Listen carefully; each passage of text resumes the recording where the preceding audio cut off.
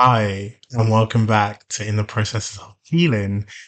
Here with me this week, we've got an amazing guest, Trina. Hi, Hello. how are you? I'm good, thank you. Well, so we've been a bit on a journey already with our guests that we've had so far. Okay. I want you to shed some light on what you believe healing is for you. For me, I think healing is recognizing your past traumas, the impact that it's had on you, and taking the time to seek therapy, I guess, to start the process of healing. I think it's important because you can carry it through generationally if you don't heal Yeah. those traumas. So, Oh my God. Yeah. Generational trauma.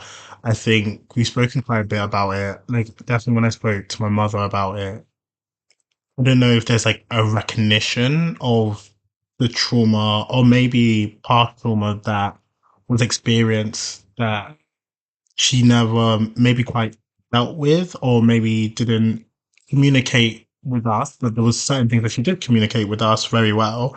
But then noticeably now as we've grown into adults and we're all stepping into our adulthood that maybe there was some things that she didn't do mm, quite correctly because she didn't know how to, handle that situation because she never had the tools at the time to handle it when she was going through it. mhm. So would you say that there's anything that you've learned so far about cutting those generational traumas, or is there any generational traumas that you think were posed onto you? Definitely. I think for me, having a child at 21 is quite a young age for some people. But I can definitely say it's not until you become a parent or you're in a position where you're having to pass on some sort of life value or wisdom to somebody else that you start to recognize your own traumas. You start to recognize there's things missing from your life. Yeah. Um, I don't want to say only parents because I don't feel like it's only parents, but I can only speak as a parent. I can say definitely once you have your children and you want to instill certain values in your children, it makes you question where does your values and habits come from. Mhm. And then especially when you're parenting, you look to your parents. You're going to parent according to how you was parented too, basically how your parents treated you, and you're because where else can you draw from your parenting experience Yeah. from? You're gonna draw from your own childhood, and then that's why I say it's when you become a parent that those traumas start to present itself because then you start to question everything you went through. Because when you're Yeah. trying to look for instruction and direction as a parent, you're going to first look to what your childhood was like. So Yeah. it's going to start to raise some stuff because you're going to start to say to yourself, I don't want to do that because I don't want my child to be left with that, or I'm going to make sure I'm going to be this type of parent because I want Mhm. my child to have This this lifestyle. lifestyle and Yeah. have that impact. So that's why I'm saying that for me, it was when I became a parent is when I started to recognize, hold on, there's generational traumas that we got here. I want to be the person that breaks them. Yeah. I've always wanted to be that person, and I think I can say that is because I'm a grandparent girl. I was raised by my grandparents a lot, and they're Okay. Windrush generation, my Okay. grandparents. So I was blessed enough to have three grandmas, two granddads, because by the time I was born, my granddad remarried. So, because I spent a lot of time with my grandparents growing up, and they even took me back to their home countries, I heard a lot of stories, Yeah. and I saw the Katrina I could have been if my grandparents didn't make that transition to come over to the UK. So that's why it became really important for me to continue the work that they did. And then through their stories, I just saw how generational trauma plays out itself. Hmm. And I didn't want to carry it. As I said, I'm not carrying it. And I didn't think it Yeah. was fair for my son to carry it. But you know what? I love how you talk about it because it sounds so beautiful. Like you said that they told you stories and they gave you their experiences. But what from the stories that they told you that was like, okay, that was impactful. That's something I'm gonna take. Because you know the saying, it doesn't take just parents to raise a child, it takes a Village. village, And I think with that saying, it says a lot. It's true. I don't, personally, I feel like my values, yeah, the core values, I would say, came from my parent, particularly my mother. Mm. Um, but I definitely do see where I've drawn upon inspiration for such word, but like I've drawn on like, okay, I value that and I see that and I'm like, okay, how can I mold that? Or how does that fix into my life? So what was the kind of like things you think you drew upon? Um, Transition of how they got here was mad Okay. to me because my granddad, biggest one I think is my mum's dad. Yes, that's my granddad. So my dad, mum's dad. So he came over to the UK by boat because Mhm. obviously there was the Windrush boat, which was 19. Don't quote me, 50 something, I think, or You can 40. check it. Don't worry, that's what people's for. Right. But he didn't come on the actual Windrush boat. But at the time, that's their form of travel that they had. It was to come across by boat. From what my granddad said, is you came across by plane if you was from that rich type of background. So Mhm. that was your options. If you had that kind of money, you flew. But majority of people came by boat still. So he was 21 and he decided to come by boat. And he said I know it took a good couple weeks. I know it wasn't a quick thing6 weeks or or something something like like that, that. right? On Yeah. sea. Why from that from and then I remember him saying to me when he got here, he couldn't believe it. It was cold. The person that he traveled with was travel sick the whole time as well that he had to share with. And then when he came, like obviously he saw the signs that we all know, no blacks, no dogs, no Irish and stuff. So that was a real shocker. Then he had to like yeah, his dream just got crushed quite quickly because I think Mm, he was a tailor. So I think he had dreams of like getting into fashion designing. And yeah. then he wanted to be an engineer. He had dreams of that as well. And then once he got here, he realized he could only get the job that they were willing to give Mm. him. Funnily enough, the place that I'm living now, when him and my grandparents came over for a holiday, I found out that I'm actually living where the factory is where they met. And Oh my the God.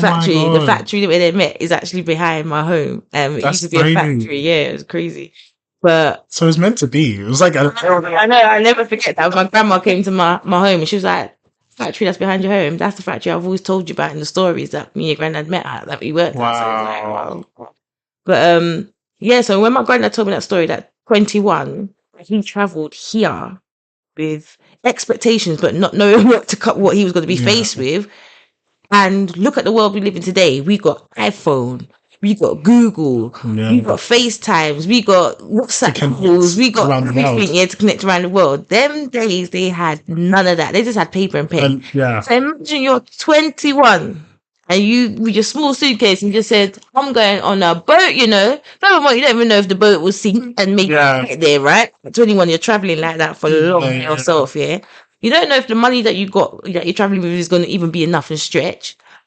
You can't call no one. Yeah, so you arrive safely. Yeah. Everyone back at home don't know if you got here yet until you write a letter, and then you don't know what's going on until they write a letter back.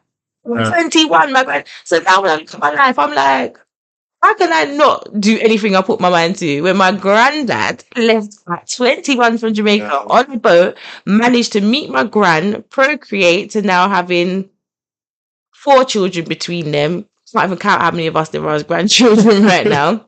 Managed to buy a house in Dulwich, and if you know about Dulwich, houses are millions in East Dulwich. Yeah. Managed to settle and actually have I think it was 4 or 5 bedroom house in Dulwich, to then be able to migrate back to Jamaica. And I won't even explain the home in Jamaica. Like it's Yeah. on a madness scale.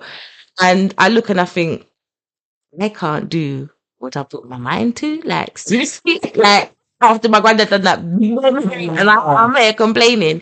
And then even my other granddad, when he told me his version, he came by plane, so he came a little bit later Okay. than my mum's dad. So this is my dad's dad now. And he actually came with my grandma because my other grandparents met in the UK. Yeah.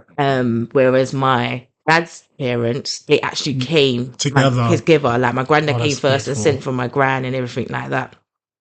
So when he told me his version of the story, the one that was mad to me was when he said that someone came up to him and said, "You know your cousin's here."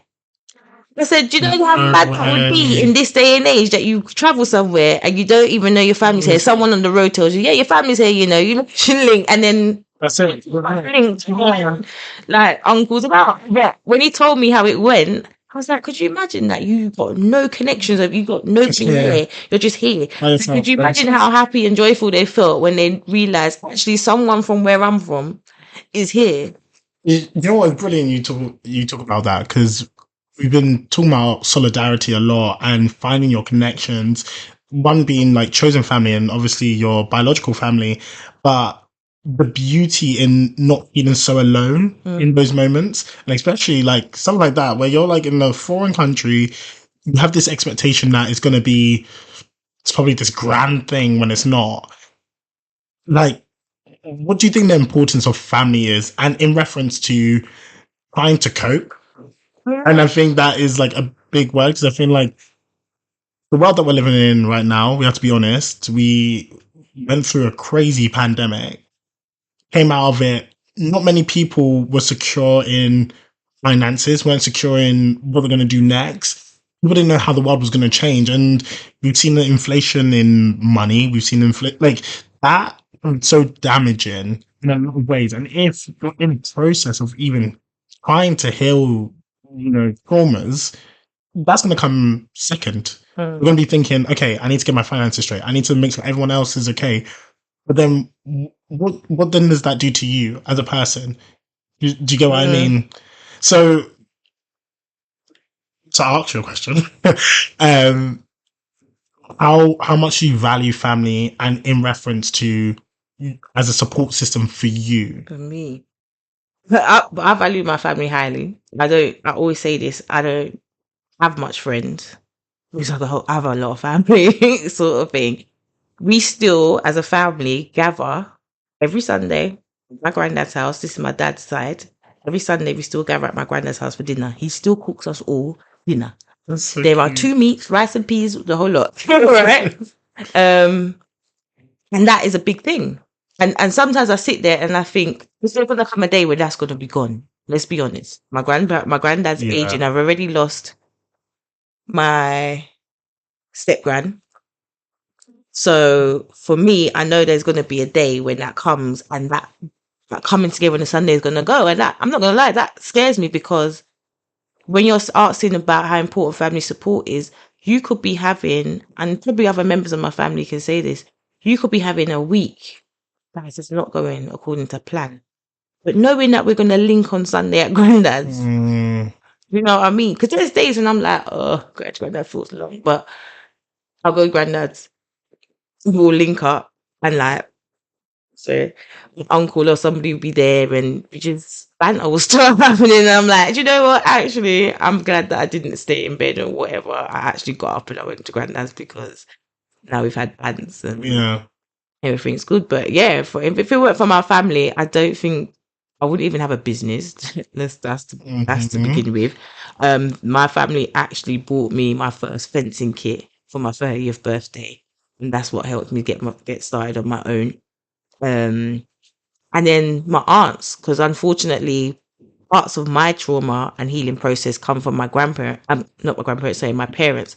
Like I said, unfortunately, my parents were young when they had me. They were 20, 19, kind of 19 going into 20. Hmm. So from what my mum says is coming from a very strict Caribbean background, she didn't really have much freedom. Yeah. So once she had me, obviously she was seen as an adult, as a woman, and then she was able to do what she wanted. So she, with that freedom, she just Here's what you went, needed to just did what do. she needed to do. Yeah. And then grandma Oh, being that typical big old school grandma, you know, the here for pinch to be a bit more stretch them and all of that stuff. And want to take over. So, because my grandma was like that, my mum said she just let her take over, and my mum was gone. Right? yeah. And then my dad's a sound man, so he was always in every party rave. So I spent my childhood bit getting grown up by my grandma, and my granddad's. So when things happened between my mum and my dad, and there was like infidelities and stuff, they kind of like just got into their own world and their own business. So I wasn't really, I wouldn't say I got raised by my parents. You know, they might be hurt by hearing that, but it's the truth. I wasn't really raised, and when I say raised, I'm saying that because I'm a parent now, and it takes more than just making sure financially you support a child. There's Yeah. those values and lessons and just little habits and those things you got to develop. And I wouldn't say my parents necessarily did that. I would say that Okay. was my grandparents. And because that happened during my teenage years, I got a bit wild. I got a bit rebellious. And this is why family is important, because thank God my two aunts stepped in, which was my mum's sister Mm. and my dad's sister. Because if they did not step in, I might have been a Enough is saying more enough. than what I was, right? Yeah. So that's why, to me, when you ask that question, like how important is family when it comes to the process of healing, I will say that is important because, like I say now, my aunts now will clock if something's going on. They can clock if something's not okay with me, because they know that I'm not a person to go quiet and everything. So if they're like, oh, we haven't really heard or seen you, Yeah. everybody else, because of the work I do, and I'm a founder of my own company and I run my own Mm. company, everyone would just assume, oh, she's busy. She's busy because she's this businesswoman Mm. and she's this independent and everything. Yeah. People just assume and leave it. But then my aunts now, they'll be like, nah, there's I'm not something having it. going on. Yeah, there's something going on. So yeah, when it comes to that process of healing, thank God I had my two aunts, because that's what encouraged me to start my company, because I just felt, as a parent, I get it now. Mm. So you can't always give your child what they need at the time, because you're human. You're human. You're only doing your best. Yeah. And you're going through stuff as well. And like I said in the beginning of this podcast, it's usually when you start becoming a parent yourself, your own trauma starts to present itself. So you just get a bit mashed up along the way sometimes. And it takes Of you off guard course. of being a parent. But the unfortunate thing for that child now, if there isn't something like family, like what I had, Yeah. there's no one there to help guide Uh, them along the way and navigate them through their feelings sure. now. And that's why I say generational trauma, that's how that keeps growing in Yeah. that way. Because, like I said, while you, the parent, now recognize your traumas as being the parent to that child, you've neglected your child now for a piece. Now Yeah. your child's picked up something that they're carrying on. Well, So that's why I developed the business that I developed, because I really wanted there to be a corner in schools and in the community that, if parents aren't able to give what their child needs at that point, and a child doesn't come from a big family like I do and has the other mm, support network, I wanted my company to be some sort of support network to support them through and navigate them through that time period where they just haven't got an adult there helping them process their emotions and the feelings yeah. of what's going through. Because when we're stressed, our children feel the stress, and that's what They people don't do. realize. They do. And if they haven't got someone sensible there to navigate them through that Yeah. emotional trauma and emotional stress, that will later present itself in adult life. Oh, in Because so many you various pick up ways. behaviors, and that Yeah. behaviors become your usual habits, and then now you're here as an adult. Mm. You get what I'm saying? So, No, I do get you. Like, I take on a lot from what you said because most definitely, like, the immigrating thing, I hear that's so hard. Like, especially my mum's grandparents, they came over, they they did well. Like, my grandma going to the medical field, she went up to Scotland, big old Scotland, mm, Ghanaian woman by herself wow. up there. No, her sister went to France to learn about mental health and stuff. And I'm just like, Big how? things. That's really big. Like, from a small little country place in Ghana, you've gone to do this. My grandma, my dad's mum, came from Jamaica really young, really young. She had my father when she was 15. Mm, And all of that. And I see how the struggle becomes the motivation. And I feel like, yes, I think you need to have bad moments or a struggle moment or whatever to get you through certain things, or so you can start to acknowledge or mature in a certain way that you can understand it. However, struggle can also be, or I feel anyway, a detriment to a mm, lot of people, because then we start falling back on those moments where, as you said, just because you're financially supporting me mm, doesn't mean that you're parenting me. And with that also being said, which is really interesting, is that I feel like parenting back then is very different to parenting now. mm, Yeah, and I can acknowledge that.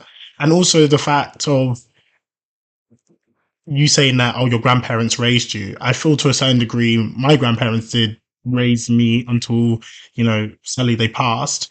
But I think even to now, if they were around, they're probably like, you don't do that. You need to go and do this. I feel like in their heads, or at least from what I witnessed, was they missed out a lot of the parenting with mm, my parents mm, because They were too busy thinking, okay, they need the best things in life. But probably what they needed was a present parent. And how do you juggle that when you're trying to also chase your dreams, when you're Mhm. also trying to set a good example to your children as to what to do next. So it's like, oh, what it feels like it's a lose-lose situation Mm. either way you go. But thank you for those points. I also, you mentioned about your business, so I want to take a step back because I feel like this is the work that you're doing Mhm. currently. I think is so damn important. Yeah. So important. And I'm very thankful that you brought me on because at the time of my life, and this is what inspired this Yeah, can I podcast. what's his name? What do you call it? What? What do you call them? Is it reviews or whatever? Before you go for UDAs about working. Well, yeah, you can. You can. Say how it inspired you to My go. company is called UDA. Um, it definitely helped me in my own healing journey at the time where I was in my life, and we've had many of conversations about that. But I was not okay, and this also goes back to childhood trauma or like things that I didn't or thought I dealt with because I was so occupied with gymnastics. I was so occupied with dance. I was doing so well in every other area than dealing with my inner emotions. Mm. And it's very interesting you say the thing about, oh, your family, not just your family, but friends would just think, oh, she's just busy because she's got a business to run. And I think that's what people started to think about me, was that, well, Khaled's good. I've had a successful career. I can't complain Mm. really. Um, but they just thought, oh, he's so busy to the point where people would stop inviting me to things. And at some point that starts to hurt. Like they stop inviting you to like birthdays Yep. or weddings or like trips abroad. Those ones that Yeah, of course it does. Yeah, that's horrible. because then you're just there by your lonesome, and then they send you like a WhatsApp being like, "Oh, look how where we are." It's like, oh, okay. Like, you just Feel like what's his name? Wiley. No invite. Yes. No invite. people that are listening, Wiley's like a rapper. Dude, well, is he? He's a real rapper. He's the godfather of grime. Yeah. And he Yeah. was upset that he didn't get invited to, what was it? I think it's Sleepers Party or Stormzy, one of the two. Man said, no invites. That's my go to now. No invite. No invite. But do you know what I mean? Like that, it can be quite painful. And yes, I know it may become tedious for the other person to always invite, but I think then there's an importance in inclusion or feeling a part of something. I just want to take a step back Mm-hmm. because I know it's going to build into about your work, but motherhood Yeah. and why that is so vital. So obviously I know you, but that's why it's so vital to your business and the importance of your business. What, motherhood? Yeah, your mother, you being Me a being a mother. mother. I can link it all actually. Hey, let's go Probably. for I it. probably can link it all, hopefully. So I can take it up to the healing part of your traumas. Okay. Um, there's so much to unpack here. Good, that's why we're here. All right, so let's go. Let's go back to when my child was little, so primary school age. I have a child that has neurodiversity first and foremost. Could you explain what Um, neurodiversity is? neurodiversity is either when you have like autism, Asperger's, ADHD, some sort of neurological deficiency, basically. That's the Okay. sciencey terms. But in my eyes, I just think they're superhumans. Because with neurodiversity, yeah, the downside is they have deficiency, neurodeficiency, which means they might not be able to do the same things as a neurotypical person. So that means be on time, be organized, all of those things, or social cues and have Hmm. empathy and, I mean, their emotional literacy might be at different stages. However, one of the beautiful things about neurodiversity is that they do have an exceptional mind and a way of seeing life. So they will see things that the average person won't be able to see, hear, smell, taste, feel, all of that. So I'm more intrigued in that. That's what I'm interested in, is their hyper focus. What is that? they see Makes that, them I don't see tick. that, makes them great. Do you know what I mean? Yeah. So with that being said, when I did have a child with neurodiversity, it was a real struggle, still is a struggle today, to be fair, in terms of education. And when you look at when you look into the lives of most people with neurodiversity, you'll always see a similarity with them having a struggle in education. But Yeah. unfortunately, education in most parts of the world is designed for the neurotypical person. Yeah. Unfortunately, um, and there isn't like an education that's in between, because there are some people that are physically disabled to the point that they do need to go to a school where they have to have With constant special. one-to-one support, Yeah. because they're non-verbal and stuff like that. But then unfortunately there's also this in between where we've got people that's neurodiverse, where you just need to have a little bit more patience and understanding with them, but you don't necessarily get that in school because it's been designed for a neurotypical person. Yeah. Okay, this is an institution, and the whole point of institutions is to get us all thinking in the same way, the way they want us to view the world. Yeah. Really. So and neurodiverse people are completely opposite from that. They're gonna tell you No. directly about yourself and how they see things. So that's why you often see that there's always that conflict with them, because they're gonna, or they want to go against the grain, and not in Yeah. a bad mind way or to be And it's not even disruptive. on purpose Yeah, either. on purpose. It's just how they see the world, and I think that should be accepted. So with that being said, that's how my journey into this started, because my son was facing a lot of challenges in his education, and I started to get worried about the impact that that was having, Hmm. the negative things people were saying, or just not understanding his world, and making him feel bad for the things he was doing, like he was a bad person, or because and my thing was, as children, our job is to help them develop an understanding of who they are in this world and how to be their selves, their authentic selves, and work towards their purpose in this world, right? Because when Hmm. you're born with no knowledge, right? Yeah. And everything that you see, you are trying to understand it. Yeah. So sometimes you need navigating in that, and that's what I believe our job is as parents, as teachers, and whatever. We're helping them navigate Navigate themselves to be to ready be the best to be the best they can, version of right? them. Yeah. So when I saw that school was crushing his spirit more than building his spirit, it became a problem for me. At the time, I was already working in education myself as a workshop facilitator and activity provider, right?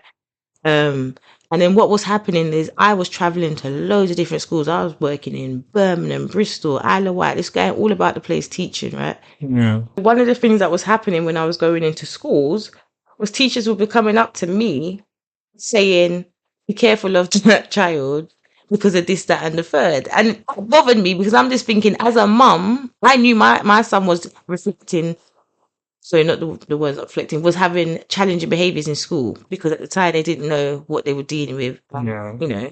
They still don't know what Hmm. they're dealing with and how to address it. But Sorry to cut you off. Do you think that they don't know, or they're just not interested in knowing? I think they just generally don't know. And that's Okay. because the education, I mean, I've not gone through my PGC, See. Yeah. PGS, I can't remember what it's Yeah. called, the teacher training, basically.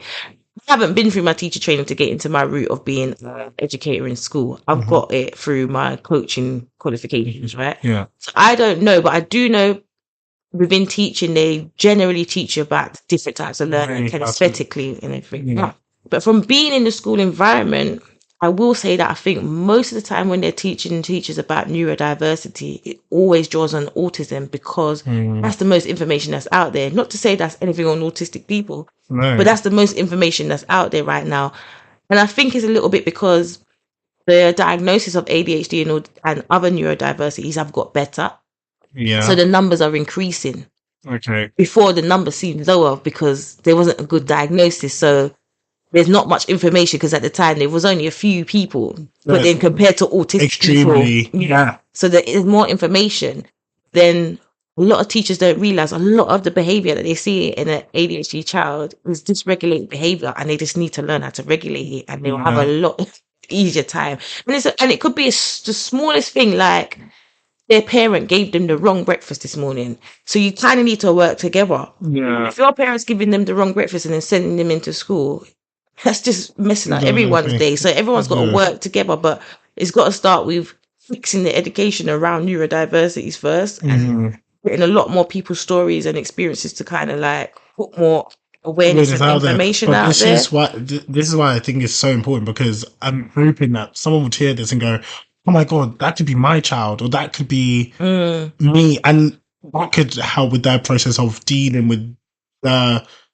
We keep calling it trauma, but effectively, it becomes a It trauma. becomes a trauma because it went undiagnosed for so long. Yeah, Because even, I mean, I hope you don't mind me saying, but even my partner, who is my child's dad, we went to school together. So we've been together since school. So I can see a lot of stuff that he has to deal with now that's probably become his traumas is because he went so long being undiagnosed. undiagnosed. You know what I Yeah, mean? Because now I see it in my son, some of his behaviors that was in school, but I'm here educated for my son on ADHD. Unfortunately, like I said before, because there wasn't really much diagnosis. Because when I speak to his mum says that school just called it being overactive. We now know it's yeah, being called ADHD. Do you get what I'm saying? yeah, So, and for that sake, because I see now what my partner had to go through, that's why it was so important to make sure I educate yeah. myself on what this is so I can change the way I was parenting. Because, like I Okay. said before, at the beginning of the podcast, when you go to start being a parent, you draw on your own experiences of Yes. Yeah, yeah. childhood on how you're going to parent. But But I because you saw for my child, and I was getting frustrated till I ended up having a mini breakdown because I was like, thought I was a rubber. When I was scared about being a parent because I was young. Yeah, yeah, first of all. Then I was scared as well because I got pregnant straight after uni. Like I you're call it fresh out of uni. fresh out. When I say fresh, fresh it was, right? I graduated July 2006. I was pregnant by October 2006. That's how fresh it was, right? Oh So I god. always had that pressure of, oh, I've let the family down. I'm the first to go to uni. Now I'm pregnant at 21. Like, I ain't got no place. So I already in my head, I just had these doubts that everyone's judging me. You know what I mean? So I was like already like, I got to be the best parent I can, I got to be. So when everything started crumbling and school's calling me, telling me I got to pick up my child, my son got suspended from nursery, you know. He was at nursery Nursery. school because unfortunately I was enough at the time. Schools were still giving full-time nursery places, not so much now. So I managed to get him into one. Mm, I remember they suspended my son from nursery. And oh from god. there, the problems started happening. Spiral every day, pick him up. I'll pick him up your son. Like, I'll Um, get him now. So I had to give up work. To give up work because I became unreliable because I had to keep leaving to go to pick put him him up. up. All Yeah. this stuff and started to educate him at home. And that's when I had to, I remember it's in my corridor. I think my mother-in-law was there, my mum, and I just broke down crying and I couldn't stop crying hysterically. I was just screaming. I was mashed up. I was all over the place, right? And I just Yeah. broke down because I thought I was failing as a mum.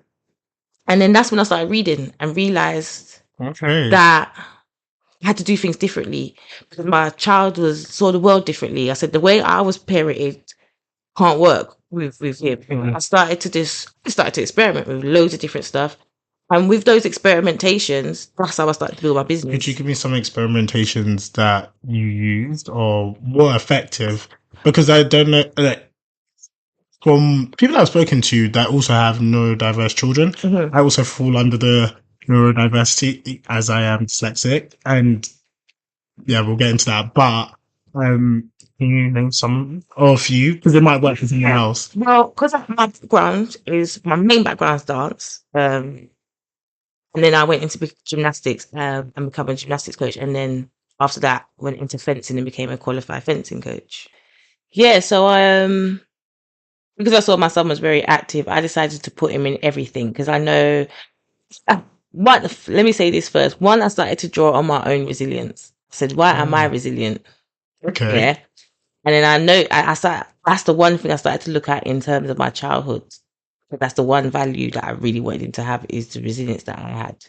So Okay. I thought, started to break down why am I resilient? And I was like, I'm resilient because I was always active. I was always doing some form of activity, whether it was, I mean, I started off in dance, then went to gymnastics and went back to dance. I Okay. always took the opportunity and being a dancer for like local youth projects gave me lots of opportunities. So I was like, I know that's something I definitely want for him. So we went everywhere. We went football, basketball, gymnastics, swimming. We went everywhere. He settled on BMX. I made sure he did swimming Mm, because I think it's really important that you all children learn. know how to swim. And I think we did a bit of gymnastics and he loves basketball. Yeah, he was doing basketball. His week was filled. Every day he had an activity. That's first and foremost. Yeah. Yeah. There was no time for him to just get up to rubbish. Because I knew that for me, because unfortunately for me, I was the only child for a long time. I'm now a sibling of there's 5 of us, but me and my siblings are like 12, no, 11, 12, and 13 years apart. So for a long time, that is you a might as long well say time. I was by myself. Yeah. So for me, I was just like, why can't this kid just find something to do? Like, I was actually by myself. But I realized, like I said, that worked for me when my parents buried me. I could sit there by myself and find something to do. My son couldn't do that. Yeah. So that's why I had to get up and say, all right, he has to have an activity every day. He's got to be doing something. So that was the first thing. And then I think when I had my mini breakdown, I had to really start to heal myself. And that's when I started to read a lot. I think, and that's when I really became determined about having my own business. I think at the time as well, I think a bit of my breakdown came because I just had came out a bad business partnership with a friend. We're Oh still yeah. friends, but we went a bit left. So I think with that and then school, I just felt a bit rubbish. And then obviously I had a baby, so I wasn't actually really doing the thing that I went to uni to do. So I Yeah. think everything just came on top of me, just Yeah. like I felt like rubbish, and I just had a breakdown. I thought even now this parenting thing I'm feeling like school's like calling me, like what I'm actually doing. And then I started to read. I said to myself, I wanted to build new habits that was going to make me successful and was going to make me financially independent. That's what I was searching for as well, because I thought my grandparents have come over here, did the big boy thing, and here I am in council flat. What is this? Got a big uni, now I'm here in 2-bedroom council flat working to just pay bills. This is not my life. This is not what I was intending to do, especially after my granddad like drilled it into me, like you gotta do better. It's the best thing. So I'm like, what is this? So that's like reading. I remember I listened to a podcast by what is this guy's name? It's called New Mindset. Who this? I can't remember. Is what there the a book guy's of it name. though? There's a book. He does New Mindset. Yeah, but he does. Oh, what is the guy's name? He's still got the podcast there. 'Cause I still listen to it from time to time. But it's called New Mindset Who This, and he done a podcast, but then he also does this weekly. I think he does a weekly newsletter as well that you could have read. Beautiful. Started to listen to him and read all his blogs and stuff, and then he spoke about these habits that successful people have. And if you want to be successful, you got to change your habits, and that's what stuck out to me. I was like, nobody in my family yet has done that thing to break the generational curse. You know what I'm saying? No one's done it yet. And that's when I realized, because the habits have to change. No one's decided to change the habits. No one's decided to heal from the traumas. Yeah. No one's decided to get rid of like limiting beliefs and all of that lot. Of course. So I decided to do it, and I started to read. I said, what is it that people that I call successful, because that's being financially free and stable, what are they doing in their day to day that I'm not doing? Yeah. That's what I started to look at. I started reading. Change up, Rich Dad Poor Dad. Everybody knows that one. That's the first one I went to. That one just said, yep, change my habits. I can't remember what the other one is. I think the other one is about the Nike story of how Nike started. I can't remember the book, but that's another good book. So I started reading that, and then started to draw on holistic therapies. Okay. Started to learn about affirmations, mindfulness, manifestation, goal setting, all of this stuff. So I started to do that for myself. Realized that it was working. So I thought, let me start doing it with my son. So I started to do affirmations with him first, because I was like, yeah, let me do affirmations with him. So when he goes into school, like I was saying before, when teachers try to put it on a new person in school, saying, watch out. Because that's immediate. When I went to schools and people were saying, watch out for that child, my mind just went to my son. So I said, I would hate to know what man is or woman is saying to somebody else, yeah, kid, watch out for him. If he gives you trouble, whip him out. I thought that's not fair. Yeah. My son's not like that at home. Just because you don't understand with neurodiversity, you're labeling him as this bad child. And anybody I told outside of school that's what's happening to my son, they were shocked. They were shocked. They were like, huh? Yeah. Our son? I said, yeah. That's how they view him. So, and being a teacher myself, I knew it wasn't intentional and personal. But when you got 30 children, it's too much. You ain't got time for this one child to just be messing about. So I knew it wasn't intentional, but I wanted to help in it. And I was thinking about it as a teacher, and I was thinking about it as a mother.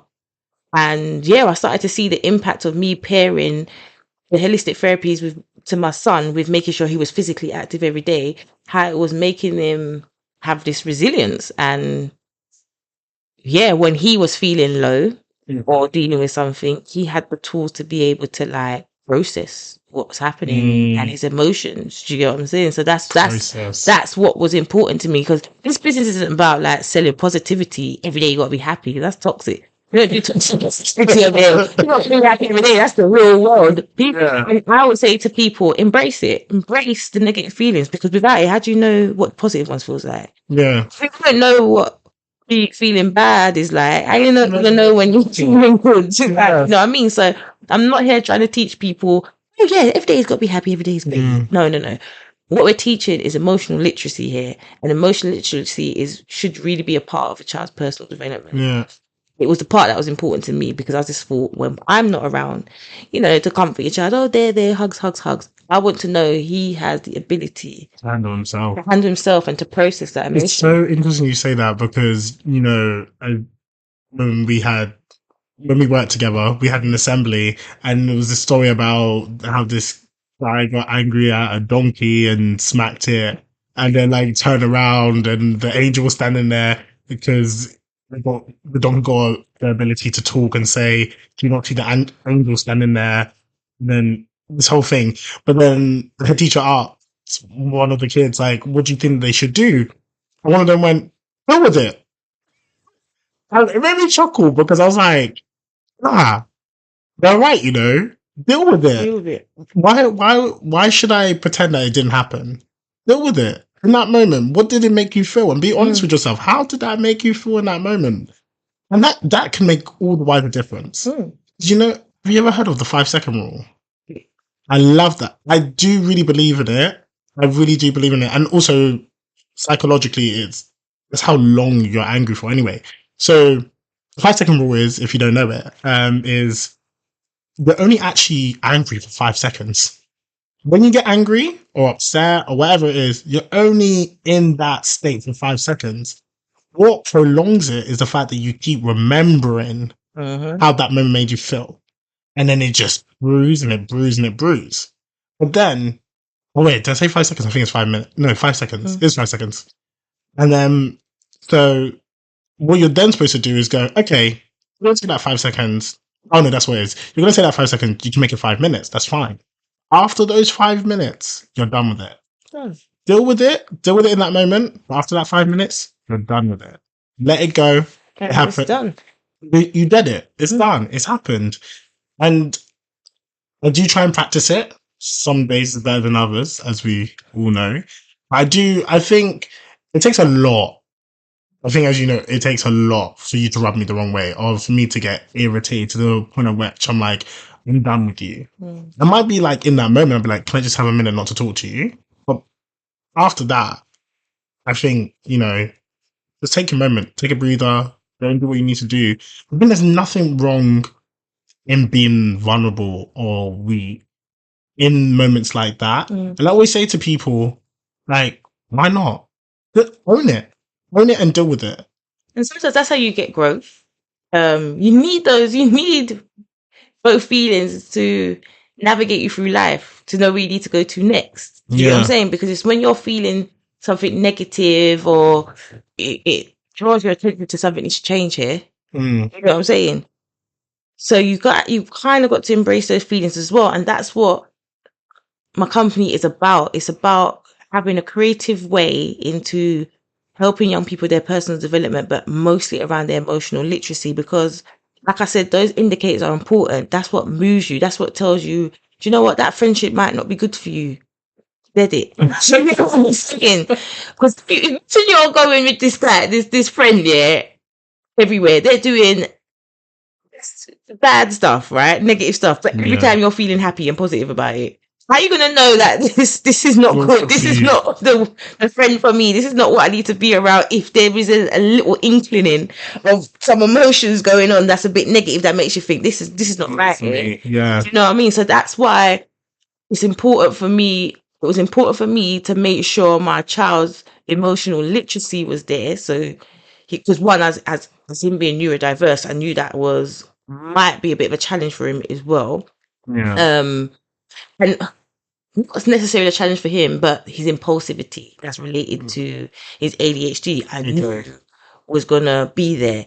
So for me, I needed him to be able to process his emotions to take accountability, because I knew that sometimes his impulsivity was going to mean that he was going to end up in certain situations. That's why it was really important for me to keep him busy all the time, and in positive environments all the time, so that he can still be impulsive, because I didn't want to get rid of his impulsivity. I didn't want to curb it. Do you know what I mean? I didn't want to like subdue it because it's a part of him. But at the same time, to me, that's how it can go wrong. It's depending if you're in a negative space or a positive space. So I made sure as a parent, because where I live is in a negative space, there's nothing I can do about that. Do you know what I mean? It's where It's my out of your family come control. from. It was out of my control. But what was in my control was where I made him spend his time, knowing that I was had to raise him in a negative environment. So I made sure that his time was spent in positive places. So he was Lovely. doing BMX, he was in gymnastics, he was in swimming, he was in basketball.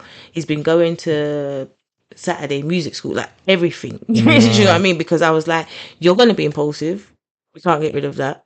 What we can do is make sure when you are impulsive, something good comes out of that rather That's than something bad that beautiful. comes out of that. So that's what UDA is about, and that came about from everything I do with my own son.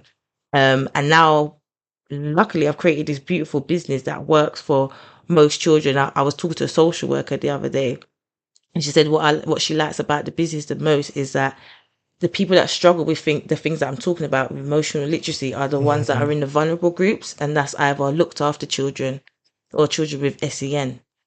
And so often they just get separated from everyone.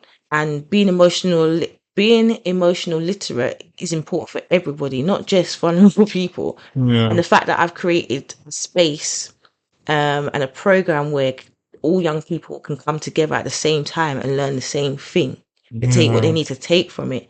She said that's the nice part, because she said most of the time these vulnerable groups of children get taken out and Now, removed from everybody else to go and learn this thing, where I've just created this space. space, this one size fits all kind of thing for everyone to come and learn and take what they take from it. But so yeah, so that's what we do.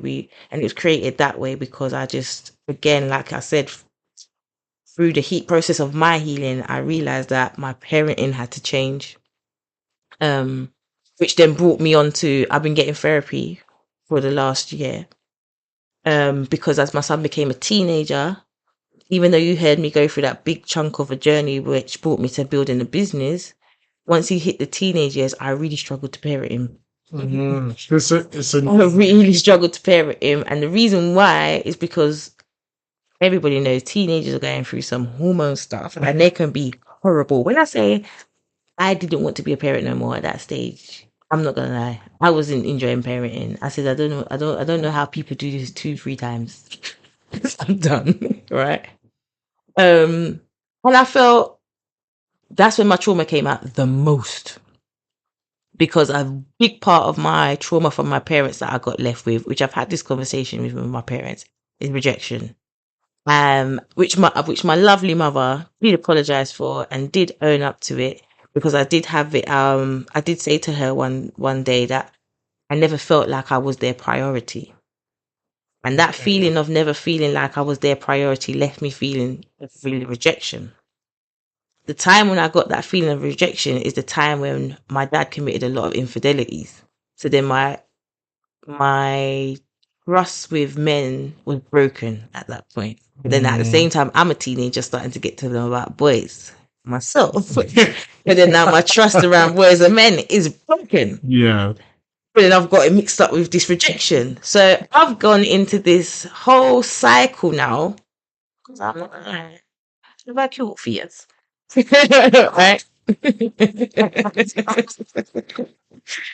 Right. So this phase now Love that. where you're a teenager, getting attention now. I don't like rejection at the same time. But then I don't trust men at the same time, because my dad's just broken my heart because he's just done this at the time. Yeah. So now I'm confusing the whole thing. I won't even go into the madness. I'll do the madness, yeah. So when it came to my son being a teenager now, remember I had this argument with my partner, and I remember him telling me, "You just hate men." And I went, "What kind of statement is that to me? You can't say I hate men. Come on now." But then I actually went away thinking about it really hard and thought, no, but when it does come to men, there is something about them I get very angry about. I get very, you can't talk to me like I get very Yeah. confrontational and I won't put up with anything. Like the one littlest thing, one littlest tiny bit of rejection and I'm done. I'm cutting out and Yeah. I turn cold, I turn icy and all of this stuff. So I did sit there and I thought, you know what? I think I spoke to a friend about it because I was really on my mind. I said, wow, this is that. I hate men. Speech, I can't hate men. Yeah. I can't hate men and have a son and have you as a partner. That's wild. And then my friend was like, maybe you don't hate men, but maybe you certainly are angry at men. And I thought, Oh. that's true, you know. And I think because I was angry at my dad and I carried that with me. Yeah. So then when my son got to a teenager now, and I'm telling you, parents, your children will not thank you for anything you do for them right now.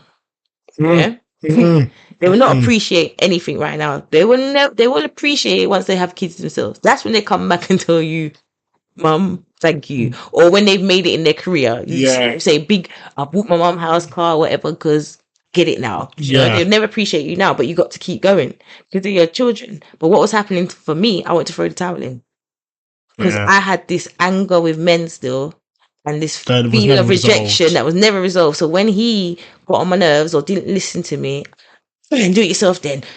Yeah. I don't care. Okay. Yeah. If your life turns out like this, that's your business. I used to Yeah. say to him, you ain't staying in this roof, you ain't gonna have no job. You be out there, you know what I mean? That's how I was. And then I started to think, I can't talk to my son like that. You know, I didn't want to talk to him like that, but that's how I felt at the time. As soon as he got me upset or made me feel that slight bit of rejection, like I just felt like I was doing all of this for you as your mum. You can't do that one thing for me, and that would just switch me off. Oh, I'll just start yeah. cussing and we weren't healthy. I said I can't be like that to my son. That's not even what I want to be. And then even struggled to do things with him because when he was younger in the primary school age, did everything, Everything. Yeah. everything. Pandemic hit, I'll admit, which put a strain on things because a lot of stuff stopped and we was in the house a lot, and Yeah. it took a long time to like what they say come outside, like to get back outside and all of that stuff. Yeah. I noticed that we weren't doing as much as more anymore as well. And that's how I grew up. Because my mum took it quite hard when, you know, her and my dad's relationship broke. I was left a lot on my own. And then my Yeah. dad went off. He didn't want to deal with it. He went off, did more stuff, came back, and I've got 4 siblings. My mum just locked herself away. I think she just went through a bit of a change in life. So I was on my own quite a lot. I could tell you Super Ted off by heart. Martin Moon was my thing. Some cartoons there back to back, just watching it while mum was in the bedroom minding her own business and dad was promising and never turn up and all of those kind of things. So I started to see that after the pandemic, especially, I was in the same boat. He was in his room, I was just in my room. Yeah. And I thought, oh my God, History repeats. in itself, I was like, what am I doing? And I just really couldn't connect with him at that time. And I sat there and I'm like, why can I not connect? And I looked into my own childhood and I was like, I didn't have my parents at this phase. This phase, I was doing my own thing. So you couldn't This was my even. most rebellious phase. Yeah. So you couldn't even like recite what your parents did Yeah, for you. for me. And then I was So like, you what just things did we withdrawn. do together? We did nothing. That phase of my life was that phase was when I really didn't have my parents. And that's why my aunts stepped in because they saw Mm. that I was just getting up to all sorts and trying to process and navigate the emotions I was feeling at the time myself, Yeah. which was not healthy because I was still a child.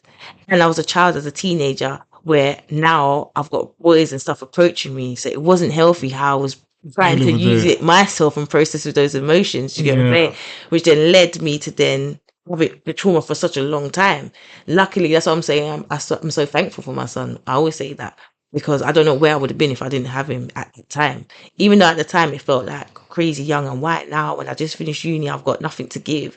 I'm so thankful I did because it took me through a journey and a process, and I wouldn't even have this business that I have today. Do you know what I'm saying? So Yeah. I totally I'm do. really happy about that. But yeah, my aunt, and that's why I said I wanted to step into young people's life the way my aunt stepped in for me. Do you know what I mean? Mhm. Because I said I would have been maybe a mum at a lot of a younger stage because, yeah, I was just trying to process it myself, and I just didn't. And Yeah. that's why I say when it comes to parenting, it's more about just being financially there for your child. It's about teaching them about. It's about giving them certain emotions as well. Do you know what I mean? Because my grandma, not my grandma, my mum always says, I used to be called the. Let's swear on it. Yeah. I used to be called the bitch of the family because I don't hug no one. Yeah. I'm getting a bit better now since I got. You wouldn't believe I got baptized after I just swore in here, but since I got baptized in 2000 and where are we now? 20. 23. So 2021. One. Um, since I got baptized, I'm trying to hug people more. But even my siblings say I don't hug anyone. The only people that you probably see my hug is my grandma, for sure. My own son and my partner. That's it. My little niece, my adorable niece. But I'm not hugging nobody. I'm not hugging no one. Do you know what I mean? So I was always called like the icy one, the bitch of the family sort of thing. But then when I've been speaking to my mum now, because I've been telling her that I'm going therapy, she always says that, and it's quite common in Jamaican families. My grandma Yeah. wasn't loving; she was very strict. And she was strict with me too. But I don't feel the same way my mum does because if there's one place I'm gonna fall asleep is on my grandma's bosoms, right? It's on my grandma's chest because that's one place I'm gonna sleep and it's my most comfortable place. So I remember my grandma being strict. Don't get me wrong, I got beats. You know what I mean? I got beats Yeah. at the belt. I know about that. But she was also, oh, hush, come, hug me up, kiss me, and my Katrina, and that's how I am with my grandparents. So for my mum to be like, and I had to tell my mum this. So all these years you've been calling me like a bitch, saying I'm cold. You've just admitted that my grandma showed you no affection. She wasn't that affectionate, but then you left me with her to get raised. Also, you left me with her to get raised, and then now you're saying that I have no affection. Ironic.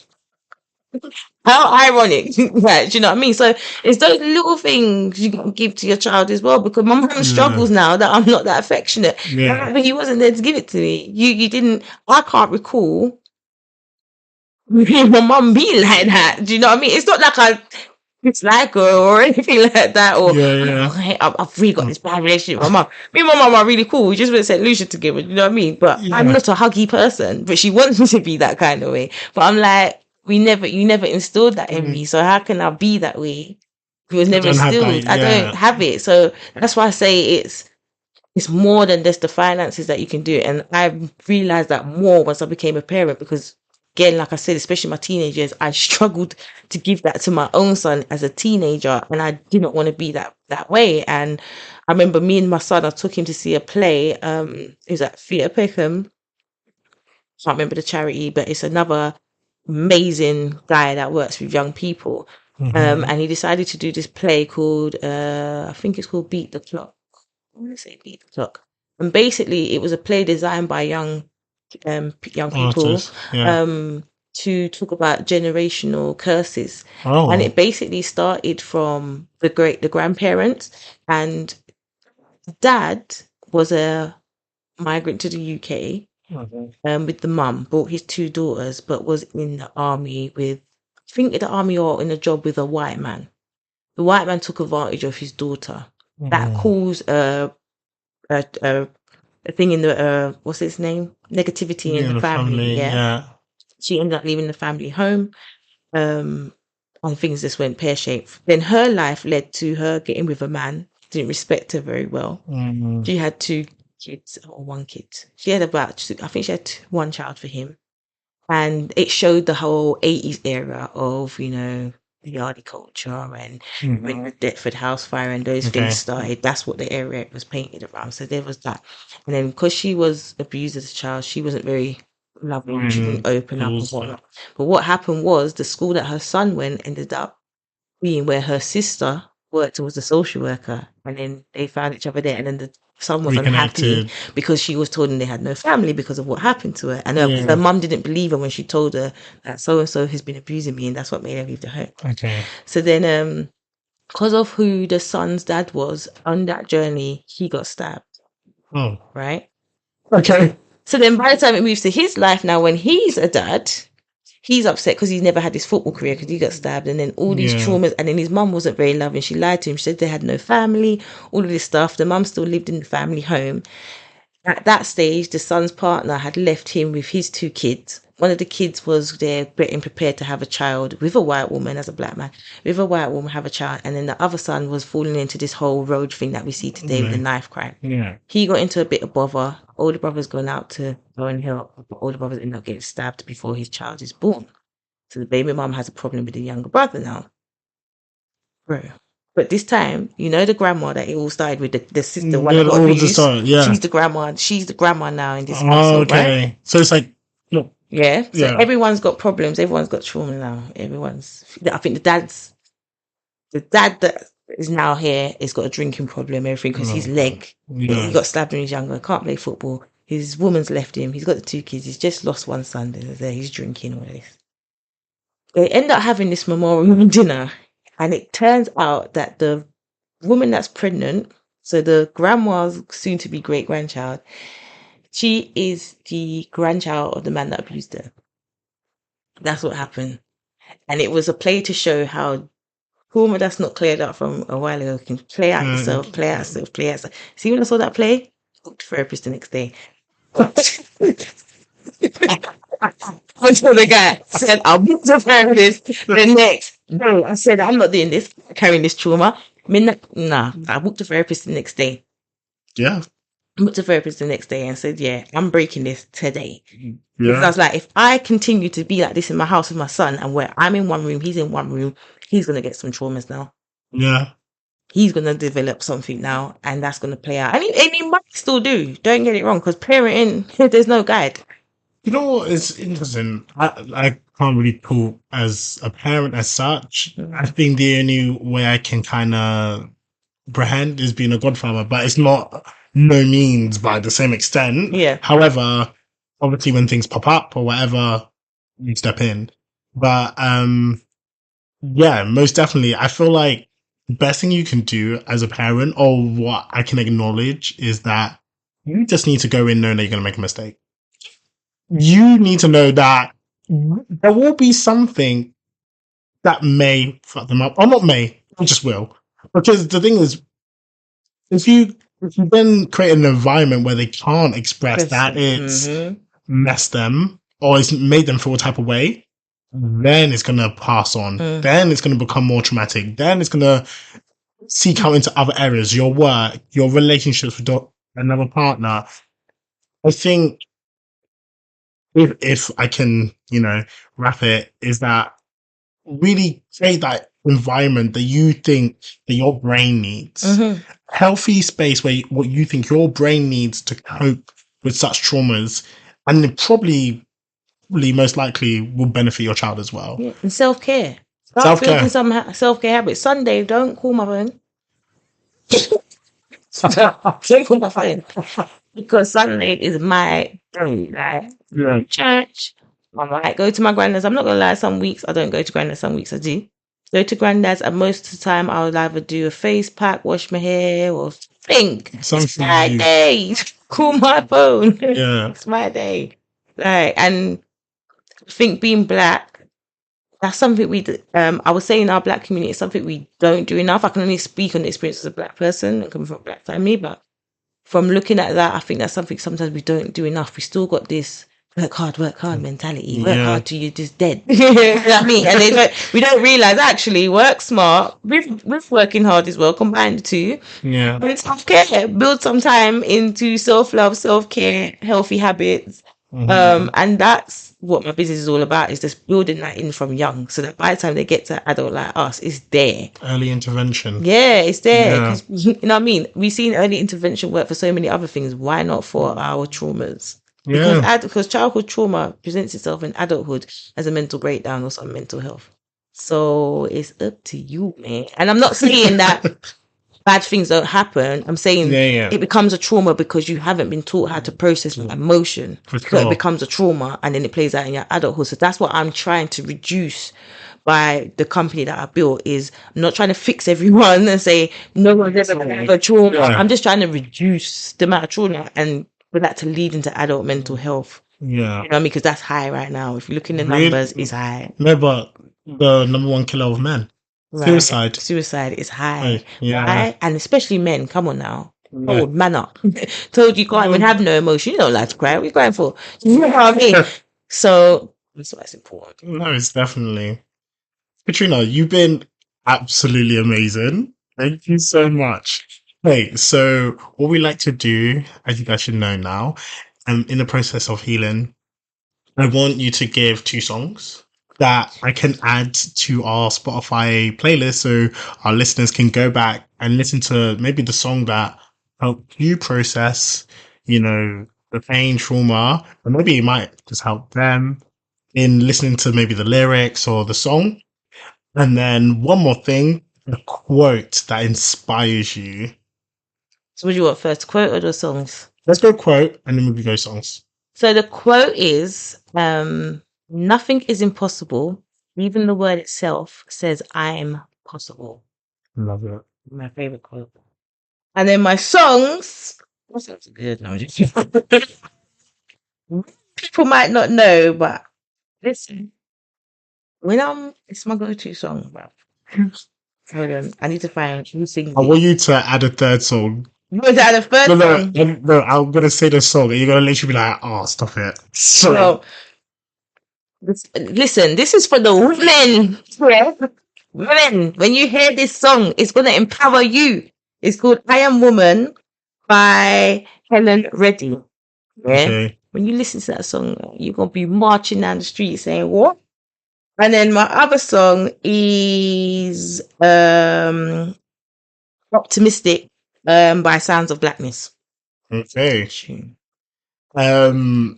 So the two songs I want to add. So every time I add a song Yeah. every week as well. But actually, before I go on to my two songs, to talk about what you to say. So, Trina, Yes. you used to, drop me home this before, Do you know what I'm gonna say now? I feel like I know. Every time. Can't like that anymore. I could speak one more time for you. Fam, every time we get into this car, what was it? Sugar Babes. Yeah, it's gonna be my funeral song. I told him. You know. Tell Katrina. The song doesn't start with an A because I think every time we got in my car, it went straight to my About girl. about a girl. So Yeah. that's why, because it's A B. That's why. So it's Every the time. first songs. If I die before you, yeah, please, my coffin. Okay, cool. Wait. The two songs I want to contribute this week. Okay, this is so cheesy though. It's because I heard it recently and I was like, oh god, that was the error of my life. So Fighter by Christina Aguilera. There's a tune there. You know what I mean? That I want to add because there's a bit of a backstory to this. So I remember a period of my life, things weren't so good and balanced in my family, and I remember my sister listening to it and like singing. I have a few memories of like the people in my family singing songs. And I think it's just resonated with me. That song I remember so clearly and being like, "You are a fighter," but then I didn't acknowledge that I'm also a fighter and I can chase my dreams. I can do what I want. So fighter, that's one. And then the second one, I got it written down. One second. The second one is okay. So this one is "Where I Sleep" by Emily Sandé. Now, Emily Sandé, listen to it. So we've been speaking about home a lot and what home means to us. Where I Sleep. So Emily Sandé, Is that one? that's her first album. First album. And the reason why I like it so much is because she talks about this journey that she goes on, like basically talking about a process of I did this for you, I did that, but where I sleep, it doesn't matter where I sleep. I'm whole. I'm home. And if you know, I just love Emily Sunday. I just think she's incredible. Like Oh first yeah, that concert. that was it. Our version of events. That was Friends, my album for our, 2012. bro, our version of events. But do you know That what I was mean? my album. I didn't even think about it clearly. Our version of events, title in itself. Mm, You know what I mean? This mm. was the events that he's experienced, and I feel like music sometimes can allow Oh you to yeah, process just things that because you didn't even know you needed. Lemonade came at the right time. Let's be honest, Beyonce's Lemonade came at the right time for me. Every song, I was like, actually living my life like every song. I feel like Beyonce, me and Beyonce go through the same things at the same time sometimes. Because she brings the album, I'm like, I'm there with you. I'm at that stage in life too. It's true. Oh, I love it. I love it. I'm normally at the same stage as Beyonce, so maybe I might get But oh, Beyonce. you're right. That's not the goal. Goal is peace. Yeah, I'm here for the peace. I'm here for the It's peace. peace. I mean, like I said to you, I'm a Christian now. So a lot of things have changed in my direction and how I see the world now as well. And a lot of before I was baptized, a lot of it was, oh, I've got to be successful, financial freedom, da, da, da, da, da, da, da. And I think one was because to continue my grandparents' legacy, that was important to me. Mm, And just to live nicely and lavishly. But then now, when I got baptized, I was really struggling with that because I was just like, the Bible says man is the root to all evil and all of these things. And I just seen these celebrities just getting more and more mm, unhappier. So now, like, I don't want that life. yeah, But the Bible does encourage that we make money for the generation that comes after us. yeah. Um, so yeah, now I'm back on my A game because I'm just like, You got I've this. got to continue. And not to say my parents didn't, because I feel like, because even when I speak to my mum and dad, they're very, do better than us, we didn't do enough. And I think you lot did You in did. your Oh, you did time. your thing. Because at the end of the day, our grandparents came here, didn't expect to be welcomed like that. And our grandparents was a lot of, oh, just don't set the people them and just do whatever. Mm, My parents and your parents, they unsettled that. They said, no, we're not doing. yeah, yeah. Trying to keep the peace. They brought back British culture. If it weren't for them bringing in Black British culture, where would this generation be? Be Do you get what I'm yeah. saying? So I look at it and I say to my parents, all right, you didn't get the house like grandma and granddad did, and that's not a problem. But what you lot did was something totally different, and you got to understand we You appreciate you for that as revolutionized. well. We're not looking at the material things. Yeah, grandma and granddad got the seeds, planted the seeds, and got the foundations, the bricks and the mortar. But without you lot doing that whole going against the grain and starting Black British music, lovers rock and all this lot, bringing white people and black people together because of poverty rather than, race, Yes. you know what I mean? Yeah, Because yeah. that's what happened. You lived on the same council estate as a white family, and that lad went to your school. So then he started coming to that lovers rock rave with Yeah. you. And then you're Yeah. like this now. If they didn't do that, you know what I'm saying? Could I do what I'm doing now? So Yeah. that's what I look back on, and that's They why I paved the say way. my son might later on come back to me with a bag of stuff and say, "Oh, you caused me to have this kind of impact." So now I'm a lot more easier on my parents as well. It's gonna be my turn one day, Yeah. and I really understand that they could only do what they could do at the time. Um, would you have had me saying that a couple of years ago? No, I was probably still in that angry place because I hadn't healed yet. But now I can happily say that, yeah, they could only do for what they could do. So my thing now is to pick the baton back up now. Um, bridge those gaps now. My grandparents planted the seed. My parents, stripped away the whole. I mean, there's still systemic racism, unfortunately, but my parents made us be able to come together, create a Black British culture. Um, and yeah, I think our generation is the ones that need to take the This is gonna baton be now it. and, Yeah. Yeah. benefit and reap and plant some more seeds and start filling back up in the Caribbean and Africas and just keeping that connection with the UK. You know what I mean? We don't need to stay here, but we definitely can keep the The connection connection. and Keep the yeah. peace. Keep the peace. Yeah, keep the peace. And I'll say there's a lot. I mean, being black, unfortunately, there's a lot of generational trauma. But I, for one, just said, nah, Don't let it have me. I'm not Yeah. letting it have me because I've seen what it can do to some people, and it's had them. So yeah, so if you want to jump on, if you feel like your child should benefit, look up UDA, join us UDA, A little plan. UDA.UK, because yeah, that's what made me start the journey. But like I said, I've made it inclusive for all, not just for black children, not just for neurodiverse children. I just think as a parent, healing traumas, processing your emotions is real part Mhm. of personal development, and that's what I do. That's what the company that I built does. We just have a creative way of making sure personal development is there for your child, and the importance of emotional literacy and building healthy habits. Katrina, can I just say a massive thank you? Yeah, It's welcome. been great. It's been amazing. It's been a journey.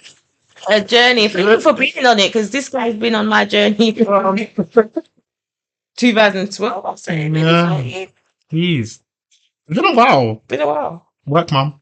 Right, come on. Guys, leave it. No, I'm here. I'm always here. But thank you so much. I'm really grateful for this. And I just really hope that we can build, and keep talking about this. I just want to build a community of healers, Mhm. people that they're just ready. They're just ready to be like, let's have this conversation. If anything that this does, if we start a conversation, I feel like I've done my job. Mm, And that is what's been most important to me. Conversation starter, build people up. And I don't get why we need to knock people mm, to get to where we think we need to need to be. be. Let's just keep building. So thank you so much. Can I leave your listeners with this? Now that you Yes. said that, I always tell people find purpose in your pain. Find a purpose in your pain. Mm. 'Cause God put you through it for something. Find a purpose in your pain. I like that. You Look, know, see, you got two quotes right. that's gonna be the title. Find the purpose. Yeah, that's what So I do. thank you so much. You're welcome, guys. Bye. Bye.